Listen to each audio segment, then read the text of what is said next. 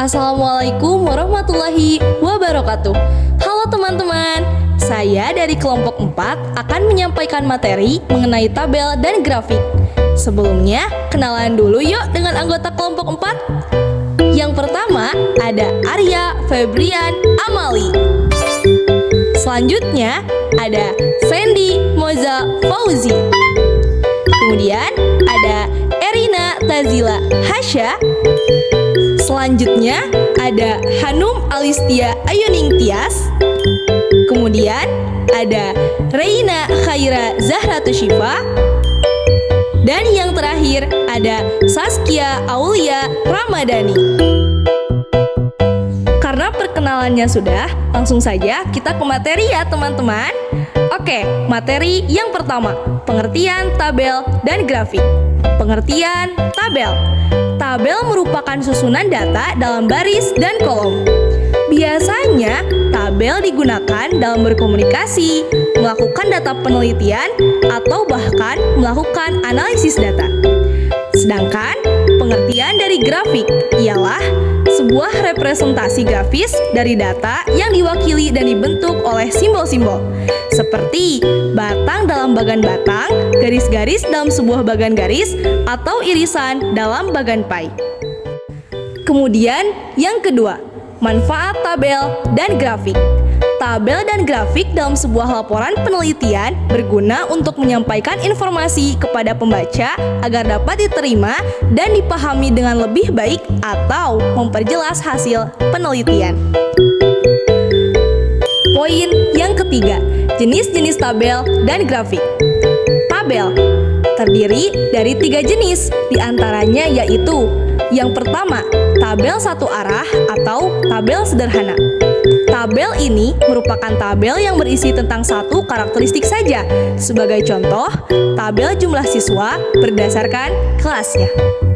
Kemudian yang kedua, tabel dua arah. Tabel dua arah merupakan jenis tabel yang menyajikan hubungan antara dua karakteristik.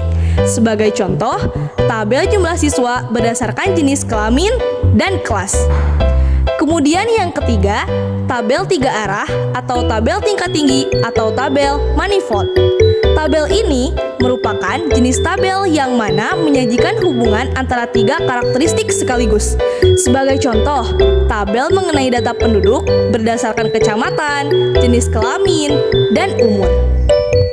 Sedangkan grafik terdiri dari 3 jenis juga, yaitu 1.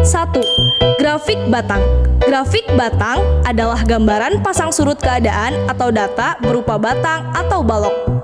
Kemudian yang kedua, grafik garis.